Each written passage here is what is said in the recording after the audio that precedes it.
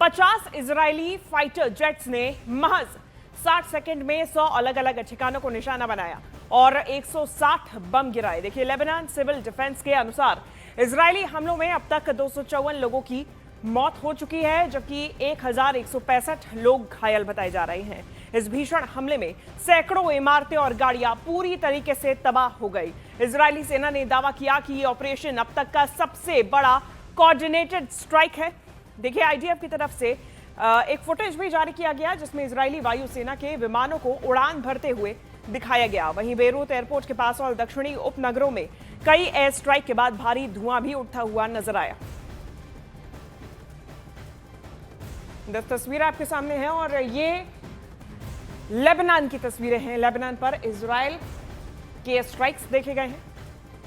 Iran America में हुए 2 हफ्ते के सीजफायर के ऐलान के बाद अभी भी लेबनान में हालात गंभीर बने हुए हैं। लेबनान इस वक्त इजराइल के निशाने पर है। इजराइल ने सीजफायर की जब बात चल रही थी तब भी यह स्पष्ट किया था कि हम लेबनान पे हमले नहीं रोकेंगे, ग्राउंड ऑपरेशंस यहां पर जारी रहेंगे।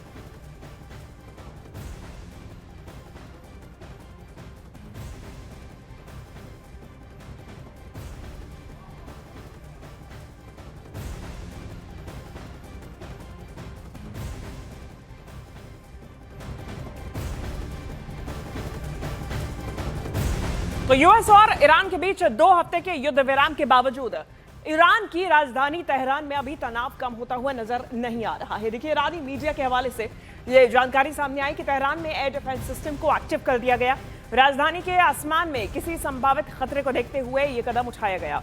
सीजफायर पर सहमति बनने के बाद भी तेहरान में एयर डिफेंस का एक्टिव होना इस बात का संकेत है कि हालात अब भी पूरी तरह सामान्य नहीं हुए हैं और सुरक्षा एजेंसीज पूरी तरह सतर्क हैं।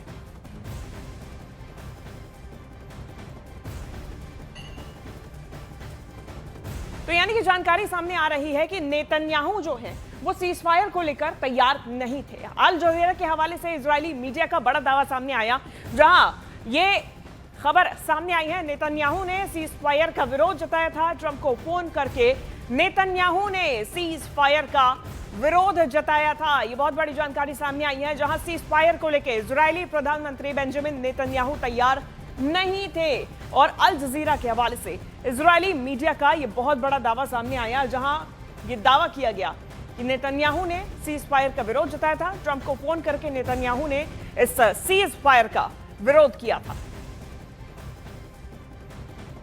और सीज फायर के बाद अमेरिकी राष्ट्रपति डोनाल्ड ट्रंप ने ईरान को हथियार देने वाले देशों को अब चेतावनी दे दी। ट्रंप ने ईरान को हथियार देने वाले देशों पर 50% टैरिफ लगाने की चेतावनी दी। ट्रंप ने कहा कि जो भी देश ईरान को सैन्य हथियार देगा उस पर अमेरिका 50% टैरिफ लगाएगा। ट्रंप ने साफ कहा कि ये टैरिफ तुरंत लागू होगा और इसमें कोई छूट नहीं होगी। ट्रंप ने यह भी दावा किया कि ईरान में रजीम चेंज के बाद अमेरिका मिलकर परमाणु कार्यक्रम खत्म करेगा। और ट्रंप की ये सीधी धमकी अब सामने आई है। सीजफायर एक तरफ बातचीत का दौर जल्द ही शुरू होगा, तो वहीं दूसरी तरफ अमेरिकी राष्ट्रपति डोनाल्ड ट्रंप ने ईरान को हथियार देने वाले देशों को अब चेतावनी दी।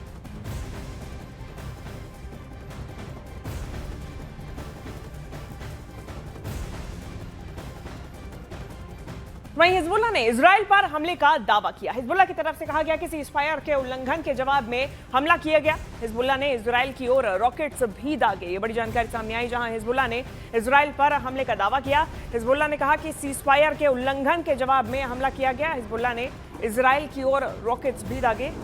ये तस्वीरें सामने आई। इस वक्त लेबनान की सीमा और इजराइल की सीमा में अभी भी रॉकेट्स मिसाइलें गुजरती हुई नजर आ रही हैं। और ये तस्वीरें देखिए, ये रॉकेट स्ट्राइक की ये तस्वीर सामने आई, जहां हिजबुल्लाह ने इजराइल की ओर रॉकेट्स दागे और हिजबुल्लाह ने इजराइल पर यह हमले का दावा किया है।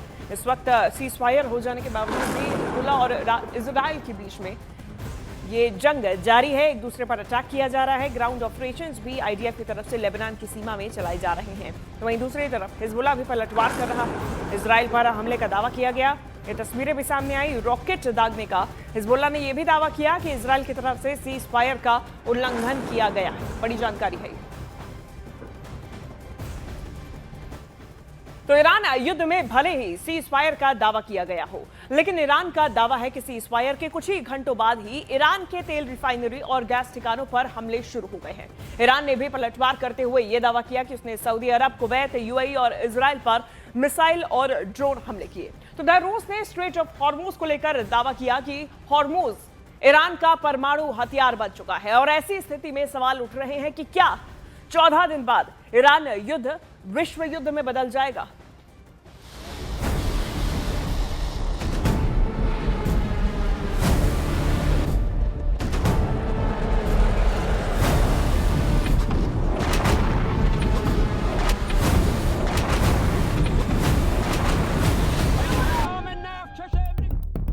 सीज फायर की आड़ में सबसे खौफनाक युद्ध की तैयारी।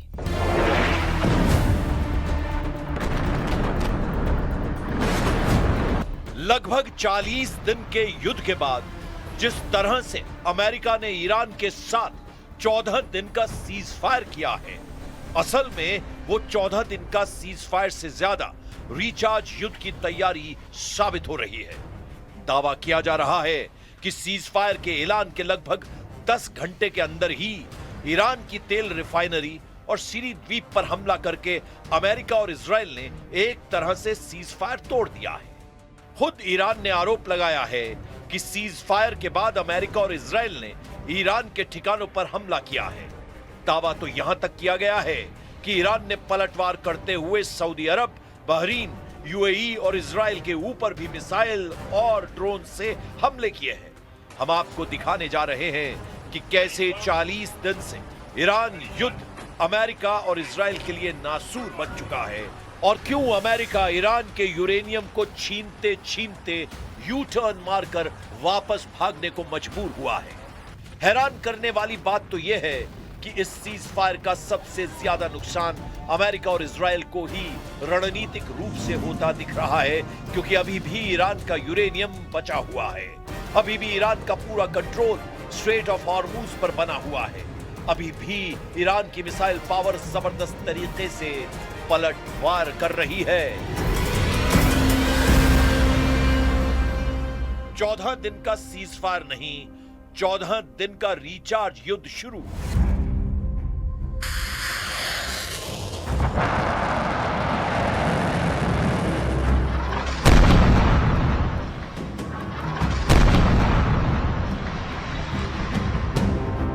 क्या वाकई में 40 दिन तक ईरान पर हमला करने वाले अमेरिका और इजराइल 14 दिन के सीज फायर के बाद ईरान पर हमला नहीं करेंगे, या फिर इन 14 दिनों में अमेरिका और इजराइल नए सिरे से ईरान पर भीषण हमले की तैयारी करेंगे, या पश्चिम एशिया में मौजूद कतर, सऊदी अरब, बहरीन, यूएई, कुवैत में अमेरिका अपने एयर डिफेंस को मजबूत करने में इस्तेमाल करेगा।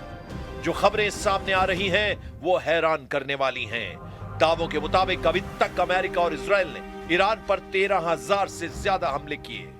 इसमें निश्चित तौर पर ईरान की सैन्य क्षमता काफी कमजोर हुई है, लेकिन इतनी भी नहीं कि वो घुटने टेक दे।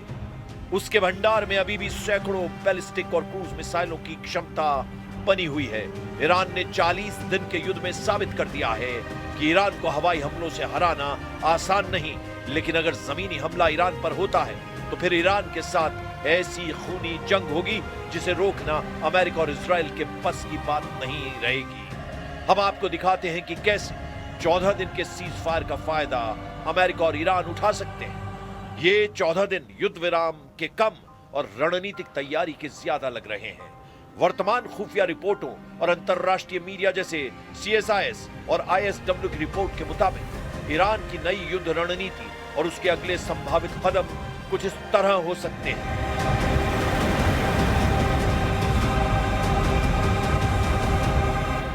अब आप ये जान लीजिए 14 दिन के सीज फायर से ईरान को क्या क्या फायदा हो सकता है।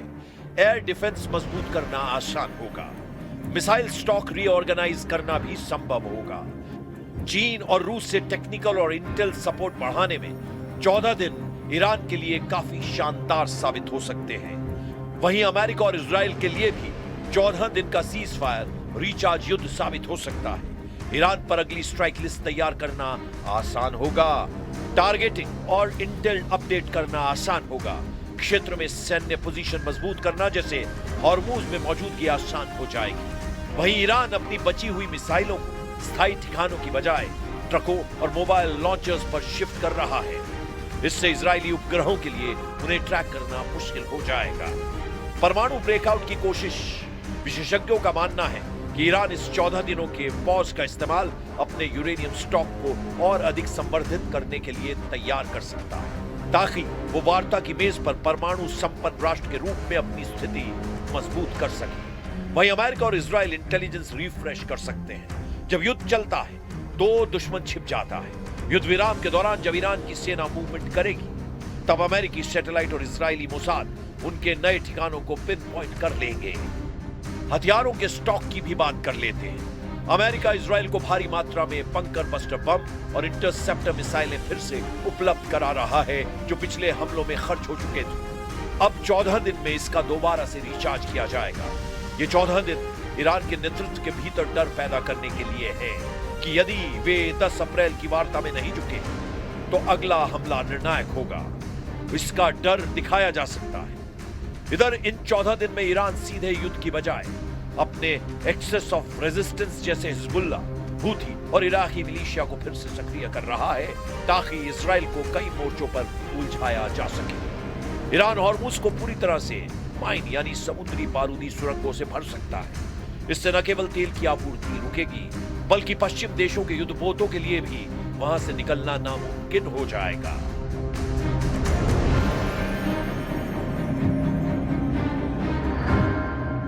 President Trump forged this moment. Iran begged for this ceasefire, and we all know it. As the President truth this morning, a big day for world peace. Iran wants it to happen. They've had enough. Operation Epic Fury was a historic and overwhelming victory on the battlefield. A capital V military victory. By any measure, Epic Fury decimated Iran's military and rendered it combat ineffective for years to come.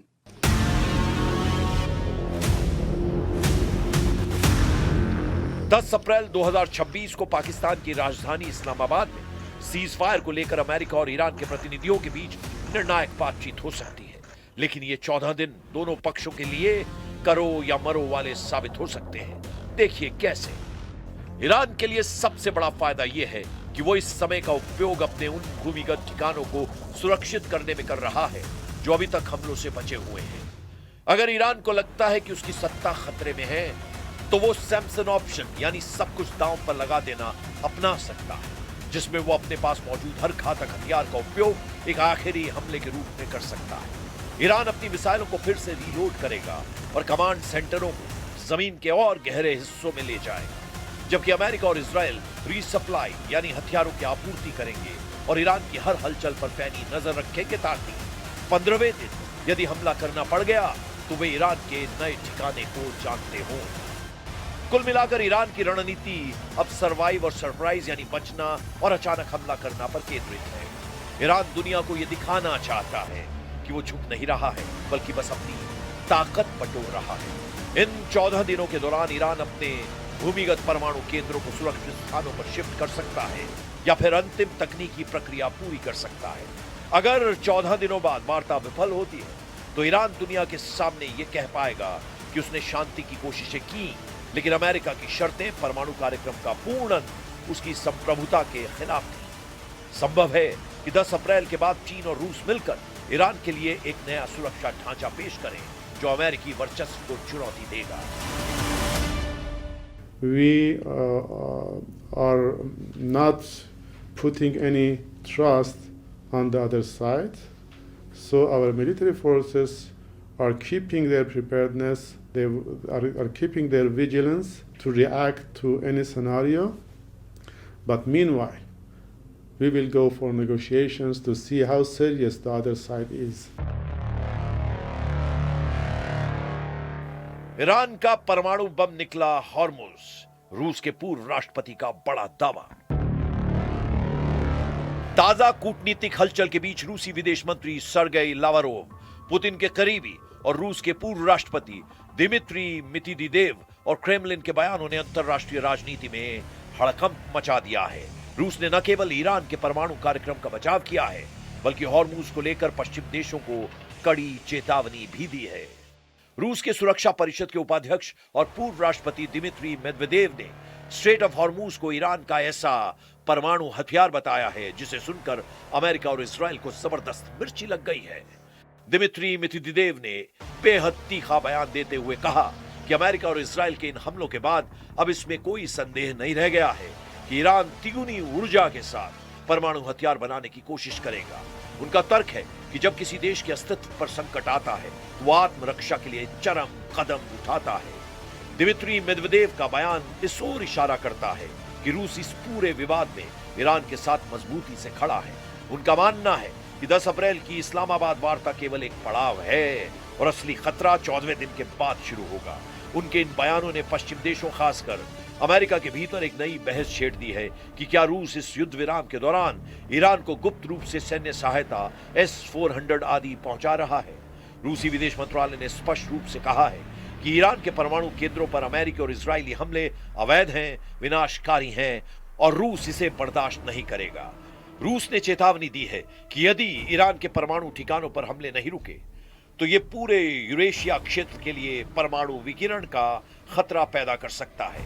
रूस ने चेतावनी दी है कि यदि Hormuz को सैन्य बल से नियंत्रित करने की कोशिश की गई तो ये वैश्विक तेल और गैस बाजारों में असंतुलन का महाविस्फोट होगा। रूसी बयानों के बाद अमेरिका और इजरायल में हड़कंप मचा हुआ है। रिपोर्ट्स में दावा किया गया है कि रूस ने ईरान को गोपनीय तरीके से उन्नत सैन्य उपकरण और S-400 मिसाइल डिफेंस सिस्टम की तकनीक मुहैया कराई है।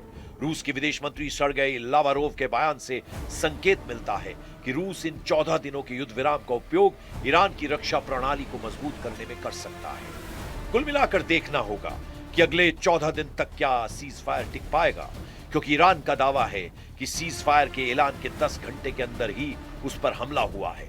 अब देखना होगा कि ईरान आगे कैसा और क्या फैसला लेता है।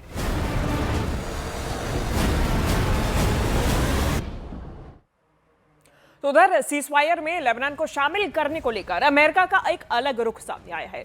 ट्रंप ने कहा है कि ईरान से सीजफायर प्रस्ताव में लेबनान शामिल नहीं, जबकि पाकिस्तान के प्रधानमंत्री शहबाज शरीफ के सीजफायर को लेकर किए गए एक पोस्ट में, सोशल मीडिया प्लेटफॉर्म पे एक्स पोस्ट में साफ तौर पर लेबनान का भी जिक्र किया गया था। लेकिन सीजफायर के कुछ घंटे बाद ही इजराइल की ओर से लगातार लेबनान पर हमले किए जा रहे हैं और अब ट्रंप ने भी लेबनान से सीजफायर नहीं होने का जिक्र किया, जिसके बाद पाकिस्तान की ओर से किए जा रहे मध्यस्थता पर अब सवाल उठने लगे हैं।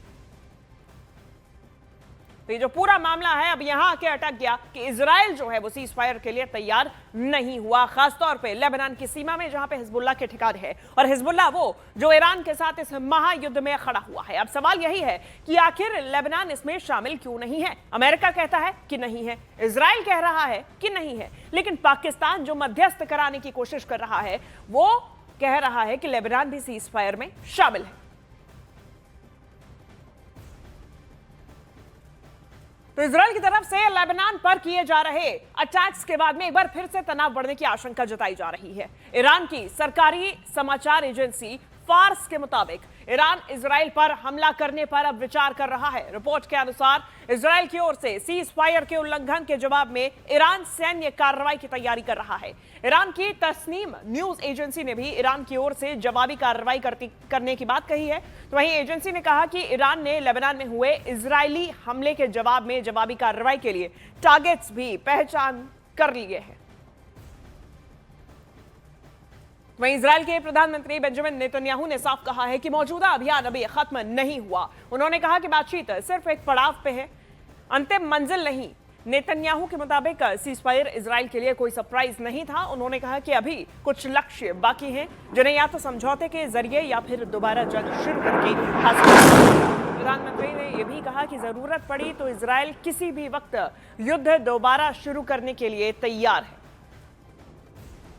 ये बड़ा बयान उनकी तरफ से सामने आया है और ये स्पष्ट कर दिया गया है कि ये जो बातचीत का दौर पाकिस्तान में चलाया जाएगा युद्ध का, ये केवल एक पड़ाव है, ये एक अंत नहीं है और अभी युद्ध दोबारा शुरू हो सकता है। בכל רגע שידרש, האצבע על ההדק. כפי שאתם יודעים, הלילה נכנסה לתוקפה הפסקת אש זמנית בת שבועיים בין ארצות הברית לבין איראן, בתיאום מלא עם ישראל. לא, הם לא הפתיעו אותנו ברגע האחרון. עכשיו אני מבקש להדגיש, זה איננו סיומה של המערכה. זו תחנה בדרך להשגת כל היעדים שלנו.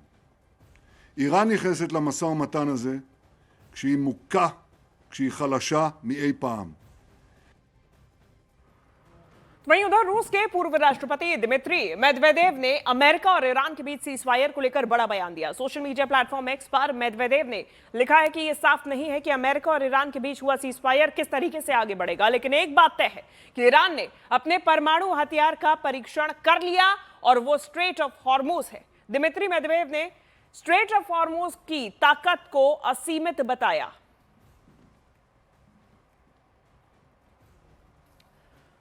तो वहीं सीजफायर को लेकर अमेरिकी रक्षा मंत्री पीट हेग्सेथ ने एक बड़ा बयान दिया। पीट हेग्सेथ ने कहा कि ट्रंप ने ईरान के प्रति दया दिखा दी। ट्रंप के पास ईरान की पूरी अर्थव्यवस्था को कुछ ही मिनटों में तबाह करने की क्षमता थी, लेकिन उन्होंने ऐसा नहीं किया। हेग्सेथ ने कहा कि ईरान गिड़गिड़ा कर सीजफायर की भीख मांग रहा था। और पीट हेग्सेथ की तरफ से यह बड़ा बयान दिया गया और अभी भी अपने आप को ऊपर दिखाते हुए अमेरिका की तरफ से कई ऐसे बयान सामने आ रहे हैं इस सीजफायर को लेकर। अब अमेरिका के रक्षा मंत्री पीट हेग्सेथ का बयान सामने आया जहां उन्होंने कहा कि ट्रंप ने ईरान के प्रति दया दिखाई है। President Trump forged this moment. Iran begged for this ceasefire, and we all know it. As the President truth this morning, a big day for world peace. Iran wants it to happen. They've had enough. Operation Epic Fury was a historic and overwhelming victory on the battlefield. तो वहीं white house ने US Iran ceasefire को America की बड़ी जीत बताया। Press secretary Karoline Leavitt ने कहा है कि ईरान में अमेरिका ने अपने मुख्य सैन्य लक्ष्य को हासिल कर लिया और ईरान के हथियार बनाने की क्षमता को कुचल दिया। इसके साथ ही उन्होंने कहा कि 11 अप्रैल को पाकिस्तान में अमेरिका ईरान के बीच शांति वार्ता होगी। उपराष्ट्रपति जेडी वैंस के नेतृत्व में टीम पाकिस्तान जाएगी और बैठक करेगी। ये जानकारी कैरोलिन लेविट की तरफ से दी गई। To the 2-week ceasefire announced by President Trump last night. This is a victory for the United States of America that the president and our incredible military made happen.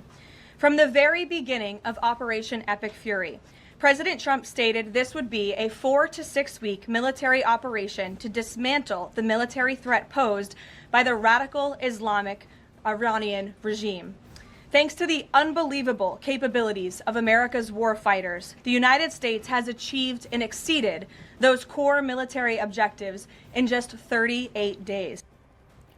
और इन सब के बीच Israel में मिसाइलों का शोर लगभग थम चुका है। 24 घंटे पहले तक जहां मिसाइलों की दहशत थी, वहां इस वक्त हालात क्या हैं, उसके एक्सक्लूसिव ग्राउंड रिपोर्ट आपको दिखाते हैं। सीज फायर के बाद अब लोगों की चहल पहल इसराइल में बढ़ गई है। आप देख सकते हैं ये टेल अवीव का नजारा है और यहाँ पे अब लोग बीच पे भी देखे जा रहे हैं, इर्द गिर्द जो है रेस्टोरेंट्स पे देखे जा रहे हैं। एक्टिविटी अब बढ़ गई है यहाँ पे, क्योंकि जब से युद्ध शुरू हुआ था तब से लोग जो है ज्यादा घरों में ही रहते थे और अब ट्रैफिक की मूवमेंट भी सड़कों पर बढ़ गई है। हालांकि आज यहाँ पे हॉलीडे है, लेकिन उसके बावजूद भी यहाँ पे आप देख सकते हैं लोग सड़कों पे रवां दवां है। तो फिलहाल ऐसा कहा जा सकता है कि 2 हफ्ते का जो सीज फायर हुआ है उस दौरान यहाँ पे ऐसा समझा जा रहा है कि फिर से जिंदगी धीरे धीरे पटरी पे लौट जाएगी, क्योंकि यहाँ पे सरकारी दफ्तर बंद थे, स्कूल बंद थे और आम जिंदगी बिल्कुल मफलूज होकर रह गई थी, क्योंकि बार बार लोगों को शेल्टर में जाना पड़ता था, बॉम्ब शेल्टर्स में जाना पड़ता था। लेकिन जब से अब सीज फायर हुआ सुबह से लेकर अभी तक यहाँ पे बिल्कुल लोग इर्द गिर्द देखे जा रहे हैं। हालांकि यहाँ पर वैसे भी बीच बीच में मूवमेंट देखने को मिलती थी, लेकिन चूंकि बार बार सायरन बजती थी, बार बार लोगों को बॉम्ब शेल्टर्स में जाना पड़ता था, तो उस वजह से ज्यादा लोग जो है वो घरों में ही रहना पसंद करते थे। लेकिन आज हम देख पा रहे हैं, आप देख सकते हैं कि यहाँ पे इर्द गिर्द मूवमेंट लोगों की बहुत ज्यादा है। तो अब सीज फायर के बाद इस पूरे इलाके में लोगों की गहमा गहमी बढ़ गई है और अब यहाँ पर भी जिंदगी धीरे धीरे फिर से पटरी पर लौटने लगी है। और इस बीच जानकारी सामने आई जहां हॉर्मुज में ईरान ने वैकल्पिक रूट का ऐलान कर दिया। जहाजों के लिए एक नया रूट ईरान की तरफ से बनाया जा रहा है और समंदर में बारूदी सुरंग बिछी हुई है और ये रुकावट पैदा कर रही है। ऐसे में 2 हफ्ते के सीज फायर के बाद हॉर्मुज खोल दिया गया। 2 हफ्ते के सीज फायर के ऐलान के बाद में खोला गया है और जब तक ये सीज फायर रहेगा तब तक स्ट्रेट ऑफ हॉर्मुज भी खुला रहेगा। इसके लिए ईरान की तरफ से एक वैकल्पिक रूट का ऐलान किया गया है। तो 40 दिन के युद्ध में सिर्फ एक मौका रहा जिसे डोनाल्ड ट्रंप अपनी सबसे बड़ी जीत बताते हैं और इसमें कामयाब रहे, और वो है ईरान की जमीन से अपने पायलट को जिंदा बचाना। रेस्क्यू ऑपरेशन पर बहुत बातें हो रही हैं, लेकिन इस मिशन का असली सूत्रधार रहा गोस्ट मर्मर, यानी कि द हार्ट लॉकर।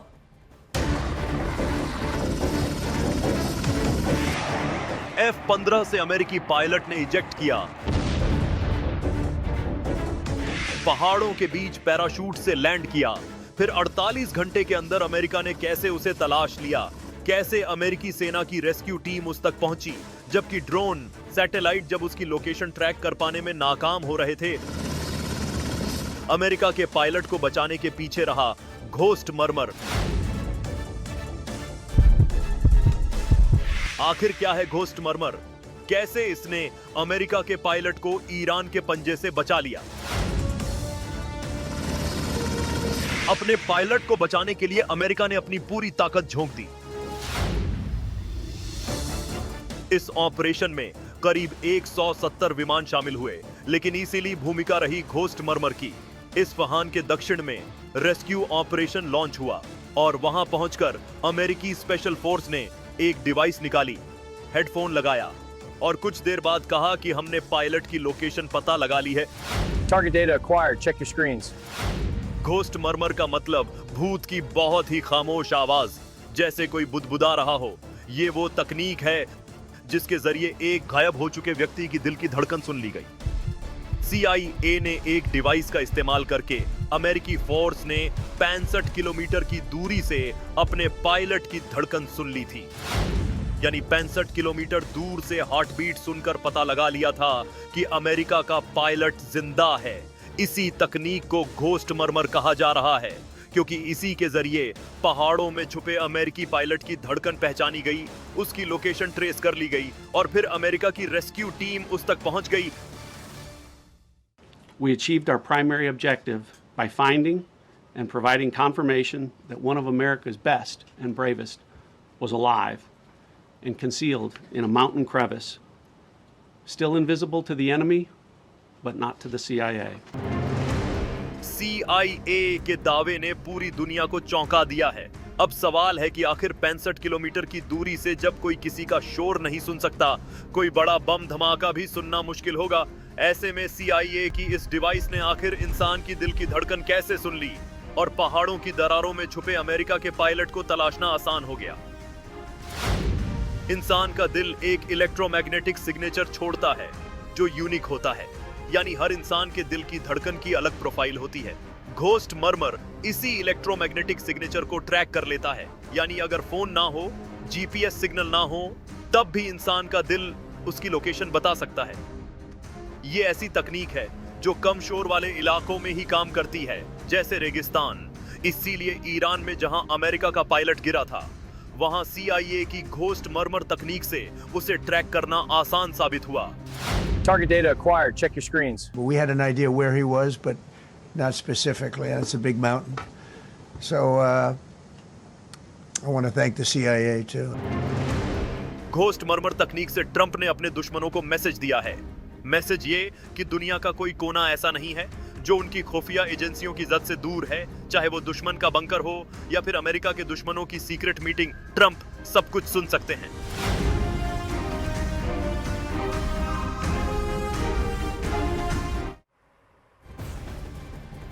बड़ी जानकारी सामने आई जहां लेबनान में इजराइल के हमलों से तबाही मच गई। लेबनान में 24 घंटों में 250 से ज्यादा मौतें हो चुकी हैं। आईडीएफ के हमले से लेबनान में 1200 से ज्यादा लोग घायल हो गए। लगातार आईडीएफ यानी कि इजरायली डिफेंस फोर्सेस की तरफ से लेबनान की सीमा में हिजबुल्लाह के ठिकानों को निशाना बनाया जा रहा और 24 घंटे के अंदर 250 से ज्यादा लोग घायल, 1200 से ज्यादा घायल, 250 से ज्यादा मौतें। ये बहुत बड़ा आंकड़ा सामने आया है।